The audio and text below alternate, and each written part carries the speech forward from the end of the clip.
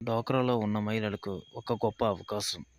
మామూలుగా గేదెలు, ఆవులు సబ్సిడీ రూపంలో ఇస్తారు. కానీ ఇక్కడ కోళ్లను కూడా ఇవ్వడం ప్రత్యేకంగా కనిపిస్తుంది.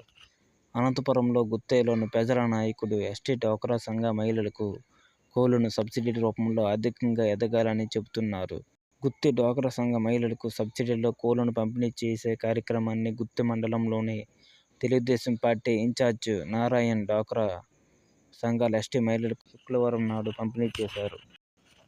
గుంతకల్లు నియోజకవర్గం శాసనసభ్యులు జయరాం ఆదేశాల మేరకు అతని సోదరుడు గుత్తి మండల తెలుగుదేశం పార్టీ ఇన్ఛార్జ్ నారాయణ్ శుక్రవారం నాడు డ్వాక్రా మహిళల ఎస్టీలకు కోళ్ల పంపిణీ కార్యక్రమాన్ని చేపట్టారు.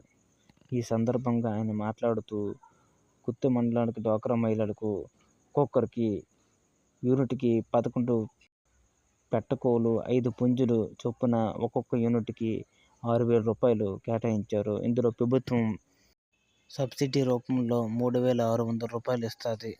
మిగతాది 2,400 రూపాయలు మనం కట్టుకోవాలి.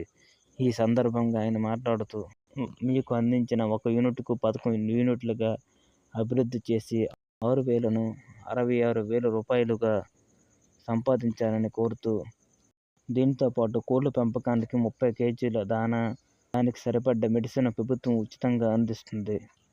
మహిళల అభివృద్ధి కోసం చంద్రబాబు నాయుడు గారు ప్రవేశపెట్టిన ఇటువంటి మంచి కార్యక్రమాన్ని డ్వాక్రా సంఘ మహిళలు సద్వినియోగం చేసుకోవాలని, ఉన్నత స్థాయికి ఎదగాలని కోరుతున్నారు.